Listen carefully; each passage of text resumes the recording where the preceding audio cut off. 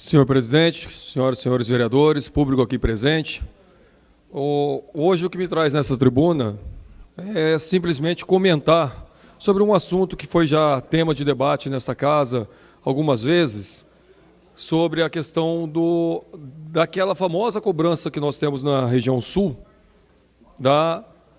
do laudêmio, famoso laudêmio, num trecho ali da região sul. E ano de 2012, quando eu estive trabalhando e discutindo alguns assuntos com relação à desocupação que nós tivemos lá do Pinheirinho, nós fizemos um resgate histórico daquela terra do Pinheirinho, e na época que existia aquele boato, que as áreas do Pinheirinho um dia já foram públicas, que todo mundo ficava falando esse boato, que um dia aquela área onde estava a ocupação do Pinheirinho tinha sido uma área pública. E aí, vasculhando o documento, pedindo certidão centenária, descobrindo inscrição imobiliária, discutindo matrícula do terreno, primeiro que nós vimos que aquela área, pelo menos até o primeiro registro que tem naquela área do Pinheirinho de 1870, que foi até onde a gente chegou, em nenhum momento havia descrição de que aquela área do Pinheirinho era uma área pública. Mas sempre havia nas inscrições imobiliárias, nas escrituras da época, 1870, 1900, 1910, de que a área do Pinheirinho ela era uma área vizinha a terras da Câmara Municipal, que antigamente, até a Câmara Municipal que legislava, vendia, comprava terras, patrimônio para o município. Então, por várias vezes apareceu essa situação. E aí nós fizemos um trabalho para verificar que história é essa, como que apareceu isso, e dali comecei a ter o interesse, inclusive, também de verificar um pouco, não só algumas origens de nomes ali daquela região, de bairros e região, como também discutir um pouco a questão desse laudêmio, que é um pagamento de 2,5% que ocorre de uma área grande ali na região sul, de todo mundo que comercializa, compra e venda de algum imóvel naquela região. Esse valor que é cobrado sempre quando há alguma compra e venda de imóvel na região sul, ele atinge diversos bairros daquele trecho. Mais especificamente, os bairros que ficam entre o córrego Senhorinha, Estrada do Imperador, Via Dutra, até ali as Chácaras Reunidas. Então, a região do Parque Industrial, região do Morumbi, Residencial União, todo esse trecho, ele tem essa situação da cobrança de laudêmio. E nós conseguimos ter a alegria de, fazendo um resgate histórico, descobrir uma série de informações, não só sobre o laudêmio que é cobrado naquela área, como também um pouco da história, da origem daqueles bairros. Então, o que a gente vai fazer aqui, de uma maneira bem rápida, é falar sobre esse laudêmio, por que ele existe naquele local, porque esse local que hoje engloba uma população de praticamente 100 mil habitantes, de fato foi uma terra pública, de fato foi uma área pertencente à prefeitura, conhecida na época como Campos do Rio Comprido. Toda a região sul, da Dutra para lá, partir ali do Viaduto Canevo para lá, era conhecido bem antigamente como Campos do Rio Comprido, que era vizinho da outra parte que era chamado Campos do Rio Putim. Então, era o nome das duas grandes glebas de área pública que existia no início do século naquela região, pertencentes ao município, e que é a Câmara Municipal que fazia a discussão de venda, doação, leilão dessas áreas no início do século. Então, vamos passar aqui, Manfra, de uma maneira rápida. Então, informação sobre a cobrança de laudêmio em São José dos Campos. Pode passar. Tem uns termos que são complicados, e aí o Bastos, que tem aí a sua formação na área do direito, acaba podendo me ajudar algumas aqui, viu, Bastos? Porque é complicada a situação. O laudêmio vem de um sistema que existiu no Código Civil de 1916, que perdurou até 2002. Hoje não existe essa possibilidade de cobrança de laudêmio a partir do novo Código Civil, permanecendo somente aquilo que já existia, que aos poucos vai sendo extinto, conforme vai resgatando essa situação. Então, laudêmio é um valor correspondente à compensação que a União, Estado ou município, então, União, Estado, município, igreja, família real, várias esses três entes, e igreja, principalmente também, e, no caso, família real, também tem essa situação do laudêmio. Recebe por não exercerem o direito de consolidar o domínio pleno a cada vez que houver uma promessa ou transferência onerosa de domínio útil. Laudêmio é de responsabilidade do alienante ou cedente dos direitos sobre o domínio útil do imóvel ou da ocupação. Vamos fazer um próximo slide, Manfra, porque eu acho que, quando a gente procura no dicionário o que significa isso, complica mais ainda a interpretação. Olha lá, no dicionário você coloca lá, o que é laudêmio? Compensação que o enfiteuta alienante pagava ao senhorio direto da coisa aforada pela sua renúncia ao direito de opção na transferência do domínio útil. É até bem complicado de ler isso pelo que está no dicionário. Mas aí a gente traduziu aqui um pouco embaixo o que seria, de fato. Laudêmio é o pagamento que se recolhe em caso de venda de área ou imóvel que pertença a algum ente público. E enfiteuse, também chamado de aforamento, é o arrendamento de terras públicas para particulares. Naquela região que envolve todos esses bairros, ali da região sul, Jardim América, Anhembi, Azaleias, Parque Industrial, Jardim Oriente, Colônia Paraíso, enfim, todos esses bairros, lá no passado, foram áreas públicas. Foram áreas públicas.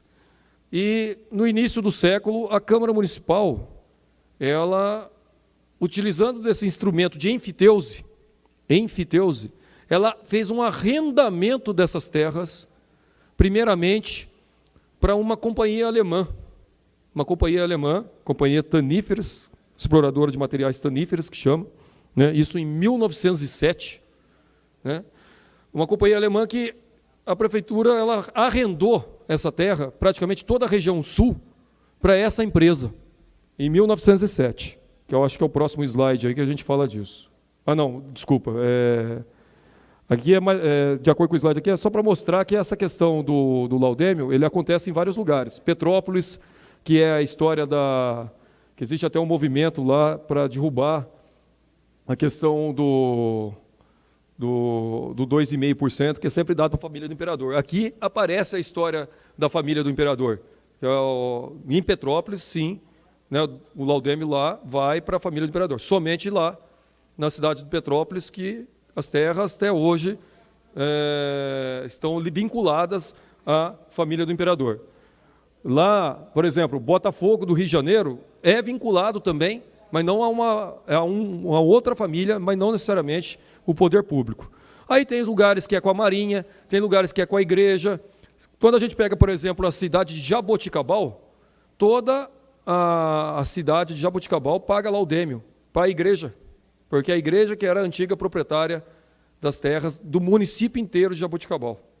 Isso é só para curiosidade, que é uma situação. E aí aparece, e eu acho que muitos de vocês já ouviram falar a história do conto do vigário. O conto do vigário no passado era disso. Antes de vender ou comprar uma terra, você tem que deixar o conto no vigário, que é o conto de réis, que é o conto da transferência de terras da igreja para um proprietário. É lá que surgiu a história do conto vigário, não é no que a gente interpreta hoje o que seria o conto do vigário. Era de outro jeito o conto do vigário. E aqui, eu até trouxe depois para alguém que quiser ver por curiosidade, trouxe também em papel aqui para quem quiser ver, né?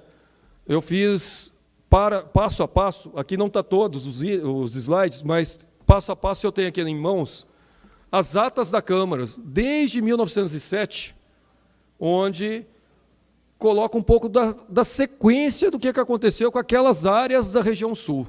Então, em abril de 1907, na época, o presidente da Câmara era o Coronel José Monteiro, que denomina hoje uma das ruas de nossa cidade, das principais vias de nossa cidade, fez o arrendamento das terras da região sul, das terras do Rio Comprido, cerca de 400 alqueires na época, para essa companhia alemã, Companhia Exploradora de Materiais Taníferos, né, dos campos do Putim e dos campos do Rio Comprido, pelo sistema de enfiteuse, que é esse sistema que envolve o laudêmio. esse arrendamento ele aconteceu em 1907, para essa companhia alemã. Quando a gente tem aquela história Campo dos Alemães, ele vem daqui, ele vem dessa situação. Ele não vem daquela história que muitos falam, que ali morava uma família de alemães que foi assassinado e ficou sem herdeiros e virou terra pública. Essa história não tem nada a ver com a nomenclatura Campo dos Alemães, porque a família dos alemães que foi assassinada de fato e que não deixou nenhum herdeiro é da região do Jardim Paulista. É da região do Jardim Paulista, mais especificamente da área do Martins Pereira.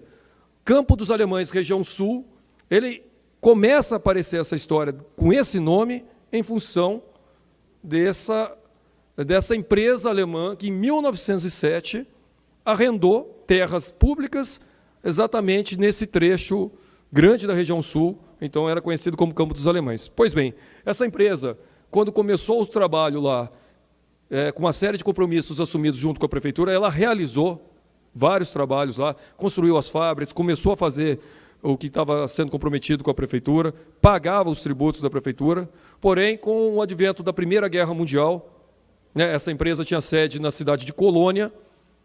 Com o advento da Primeira Guerra Mundial, a empresa ela abandona a região aqui toda essa área que foi cedida à prefeitura. E aí, em 1920, mais especificamente no dia 15 de maio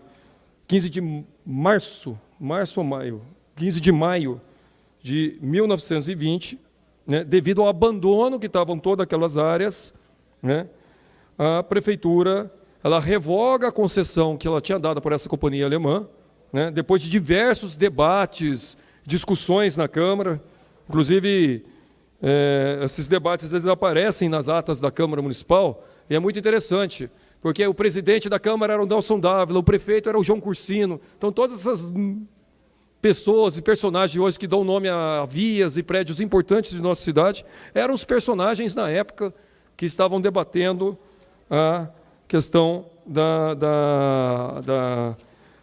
do uso dessa área. Então, nesse dia 15 de maio de 1920, foi revogado, o direito dessa empresa alemã tinha em cima dessas áreas públicas, que envolvia cerca de 400 alqueires. Eu estou até, inclusive, aqui procurando aqui a ata para mostrar, inclusive para lembrar até a composição da Câmara aqui. A composição da Câmara naquela época, José Martins de Alvarenga, José Ricardo Leite, Antônio Fernandes Cruz, José Benedito de Vasconcelos, Nelson Dávila. Então, são personagens hoje que fazem parte aqui do cotidiano de nossa cidade, nomeando diversos equipamentos e prédios próprios aqui da prefeitura. Passando, a partir desse momento, o que acontece? Há um debate grande na cidade de como que seria o uso dessa área. Se a prefeitura iria fazer um leilão, uma venda dessa área, ou se ela iria fazer o mesmo sistema de arrendamento dessa área. Arrendamento nesse sistema de enfiteuse, que é um arrendamento perpétuo que a gente chama. E na época a Câmara, ela optou em 1921 de fazer esse arrendamento ainda. E na época, esse arrendamento foi feito para a família do Dr. Uriel Gaspar. A presidência da Câmara era do Nelson Dávila, em 1921. E, a partir daí, nós temos, a partir de 1921, o arrendamento de todas as áreas do campus do Rio Comprido, que não era conhecido, para o Dr. Uriel Gaspar. E depois, nessa sequência, pode mostrar o próximo slide, a prefeitura, isso aí é só também para título de conhecimento de todos, que em 1922 a prefeitura também teve todo um processo judicial contra a companhia alemã, por causa que envolvia muitos recursos ali, conseguiram chegar num bom acordo e conseguiram recuperar o dinheiro que, na época, via de compromisso, houve um acordo onde foi possível recuperar os recursos públicos que foram envolvidos naquelas transações. Né? Pode passar. Né? Pois bem, depois Pode ficar no slide anterior para mim, por favor, Manfra? Obrigado. Depois que passou para a família do Uriel Gaspar, aí que começa vários trechos, Parque Industrial, Jardim Morumbi e outros ali da região sul, sendo passados para outras famílias até chegar na situação atual. Né? E sempre que nós temos uma compra de imóvel nessa área, podem ver na escritura que lá vai estar tendo sempre assim o domínio útil, que é o domínio de quem está usando a terra. Quem estava usando a terra, o domínio útil, era o Uriel Gaspar. Ele passou para uma outra pessoa, o uso daquela terra, que vai passando para outro, até chegar nos dias de hoje. E o domínio direto, que é a terra pública, que ainda essa parte aqui está dentro de um sistema de propriedade que não é usado hoje. Né? O único bairro que diretamente foi ligado à família do Uriel Gaspar até os dias de hoje foi a região do Residencial União. O Residencial União foi loteado pela família, pelos descendentes do Uriel Gaspar. Os demais bairros, não. E nós conseguimos, ao longo do tempo que a gente foi fazer essa pesquisa em 2012, fazer a transcrição de matrícula de toda a área, de todos os bairros, remontando ao Uriel Gaspar. Então, todos os bairros, pega Morumbi, Parque Industrial, Jardim América, os 30 bairros dessa região, conseguimos fazer um trabalho de chegar à origem de ser uma terra pública. Hoje, e estão todos colocados aqui, até para quem quiser, por curiosidade, ver. Aliás, impressionante como a letra era bonita das atas da Câmara naquela época. Viu? Até hoje, todo mundo conseguia ler. Muito bonita a grafia de todos que faziam as atas da Câmara naquela época. Isso foi objeto de pesquisa durante uns 7 meses lá nos arquivos públicos, com a parceria da Univap, com a parceria de alguns estudantes de História. Mas a discussão que nós sempre fizemos é que essa cobrança de laudêmio ele tem um processo histórico que levou a isso, né? Tem um motivo de ser. Né? Obviamente que hoje essa legislação ela não existe mais, só ficando exatamente aquilo que já existia lá no passado, e que a gente precisa começar a pensar, a debater situações para que possamos resolver esse problema. Né? Porque é uma única parte da cidade que passa por isso. Né? A região do Putim, por exemplo, ao invés de fazer por esse sistema de arrendamento, sistema de enfiteuse, lá foi vendida a área. Então não passa pelo mesmo problema, porque lá foi vendida. E ficou somente essa região, onde até a doutora Ângela mora, que também tem essa situação. Né? A Ângela, quando ela for ver a escritura da casa dela, ela vai ver lá que tem domínio útil da família da doutora Ângela e domínio direto, prefeitura municipal. Todos os moradores são detentores, proprietários, do mesmo jeito, mas sempre que vai fazer a transação do imóvel, tem que pedir a autorização e pagar um valor para o senhorio direto, que seria o nome, no caso, o senhorio direto seria a prefeitura municipal. Isso foi só para a gente colocar um pouco, resgatar essa história. Né? Foi muito gratificante participar dessa discussão. Tem bastante detalhe, bastante assunto sobre isso, fotos de todo esse trabalho, né? E nós vamos estar, inclusive, disponibilizando a todos essa informação, né? Que é debate não só em São José dos Campos, mas como também em diversas outras cidades do nosso país. Com a palavra, a doutora Ângela. Obrigada pela parte. Queria parabenizá-lo, vereador, pela profundidade da pesquisa que você fez, porque isso realmente é uma pesquisa histórica. Se levantar documentações que existem, como você falou, que está no arquivo público, que a gente chama de arquivo morto, porque está lá, ninguém mexe, né? E que, na realidade, traz não só a informação do que é o laudêmio, que a gente reclama porque tem que pagar, quanto a informação de todos os passos que foram dados ao longo da nossa história nessa transferência de documentos, de propriedade, de utilização de terras que eram do município e por que agora não são mais. Então, só para parabenizá-lo pela quantidade de informações que nós tivemos na aula de história dada aqui hoje por Vossa Excelência. Agradeço as palavras, doutora Ângela. Com a palavra, nosso colega vereador Macedo Bastos. Apenas para dizer que hoje nós tivemos um momento especial nesse parlamento. O nobre vereador, é tão bonito quando a gente vê o interesse do vereador em buscar conhecimento. Vossa Excelência, que é um engenheiro, falando sobre laudêmio, sobre enfiteuse, né, rememorando coisas da nossa história e da nossa história de São José dos Campos, as antigas atas, né?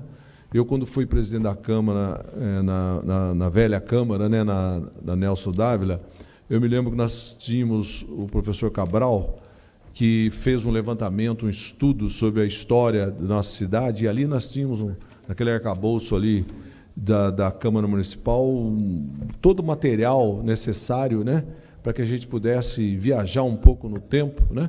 E qual não foi minha felicidade, vereador, quando em 1949 eu vi o meu tio-avô, professor José Vieira Macedo, que era vereador, presidente da Câmara Municipal, né? E que naquela época São José dos Campos ainda era uma cidade, um embrião de cidade, né? Que exercia, inclusive, as funções de dirigente da municipalidade. Então, parabéns a Vossa Excelência por esse trabalho belíssimo, né? Esses documentos históricos, e isso só engrandece o Legislativo, né, presidente? Eu acho que trazendo essa questão para o Parlamento, só engrandece o Legislativo e revigora, né, o ânimo daqueles que estão aqui na busca de conhecimento para que possa atender sempre a nossa população. Muito obrigado. Novamente, eu agradeço as palavras, Macedo Bastos. E a gente muitas vezes pergunta hoje em nossa cidade, né, por que alguma situação está desse jeito, por que um bairro foi criado dessa maneira, e quando a gente sempre busca estudar as origens, a história, você vai encontrar muita resposta, não só para as dúvidas do presente, como também para tecer os caminhos do futuro. O que nós tentamos mostrar aqui é que essa questão do laudêmio não foi uma coisa que surgiu do nada, ela tem um arcabouço jurídico que trabalhou essa situação, hoje que não se faz mais, mas que vigorou até 2002, e que também houve momentos de vários debates na Câmara. A gente vê pelas atas da época o quanto que era polêmico essa discussão, até porque a cidade de São José dos Campos era bem pequena na época, ela ficava somente para o lado de cada Dutra, e a discussão de uma área era de um arrendamento de uma área que era 10 a 12 vezes maior que o próprio município, a parte urbanizada. Então, era uma situação de bastante debate naquela época. Nesse trabalho, uma das coisas que foi interessante que a gente descobriu, e com o apoio do cartório, foi toda a discussão do inventário, aí fugindo um pouco da questão do laudêmio, foi da discussão do inventário da família dos alemães que foram assassinados no Jardim Paulista. Como que foi a transferência de todo o patrimônio dele para o governo do Estado, né, e o Estado depois direcionou primeiro para a USP, né, cuidar, né, daquele patrimônio, né, para fazer aquele uso. Esse documento, com todo o registro, desde quando começou até o final, não estava nos nossos arquivos do município, não era de conhecimento da cidade, né, e com uma junção de documentos do cartório, com conversas com familiares que ajudaram também, familiares distantes e mais pessoas que moravam na região, nós conseguimos juntar uma documentação que hoje foi possível transferir para a Fundação Cultural, que não tinha, e que também dá uma clareada nessa história, né? Campo dos Alemães, Zona Sul é uma coisa, e a situação dos alemães que tragicamente tiveram as vidas, foi retirada as vidas através de um assassinato no Jardim Paulista, era outra história. Tinha até um caso interessante lá, que o Estado ele tinha que cuidar desse patrimônio que era dos alemães ali, que envolvia a área do Martins Pereira e a rua Martins Pereira. Aí tem um documento. Isso, onde está a obra social, a creche Célio Lemos, todo aquele pedaço ali. Aí tem um documento onde a prefeitura, na época do Sérgio Sobral, então o prefeito Sérgio Sobral, ele solicitava para o Estado, para o inventariante, né, que era o advogado que representava a USP na época nesse processo, que ele solicitava a área onde é hoje a Rua Martins Pereira, que é ao lado do estádio, aquela rua. Aí ele fez um documento onde solicito a rua, a autorização para fazer a rua, e ele colocou um compromisso lá, que se um dia o Estado ou o inventariante solicitasse de volta aquela área, ele ia devolver em 12 horas. Em 12 horas ele ia devolver a rua para o Estado. Né? Então, isso está documentado em documento oficial da Prefeitura lá, mas ele ia devolver a rua em 12 horas. Óbvio que isso nunca ia acontecer. Com a palavra, vereador Calazans. Eu queria só, o vereador Wagner, numa parte aqui, esse caso dos alemães foi um caso aqui emblemático em São José dos Campos, ocupou a mídia nacional, que era uma família de alemães, alguns até eram portadores de deficiência, né? E aquela área hoje, como você mencionou, da Célio Lemos, Martins Pereira, onde estão os Missionários da Luz também ali, né? Inclusive, naquela época, meu pai era delegado de polícia aqui em São José dos Campos e trabalhou nesse caso. Dr. Tal também, que esteve aqui, foi homenageado, foi o irmão dele, né, recebeu póstumamente aí o título de vereador novamente e tal, né? Aqui há pouco tempo, aqui nas comissões que nós tivemos aqui. E é um caso que realmente ficou bem... E muita gente em São José dos Campos não conhece essa história importante da cidade, que ocupou mídia nacional em várias revistas, na época Cruzeiro, Manchete, que eram as revistas da época, né? Correto, vereador Calazans. Eu queria, com essa oportunidade, falar um dia sobre isso, porque isso aqui está comigo desde 2012, e eu acho que com a possibilidade aí da TV Câmara, com a possibilidade do debate ocorrendo nesta casa, foi uma alegria muito grande poder estar fazendo esse debate. E, assim, todos os documentos estão à disposição, a gente vai disponibilizar em formato digital para todo mundo que quiser ler e conhecer um pouco dessa história. Obrigado, presidente, obrigado a todos os vereadores pela oportunidade.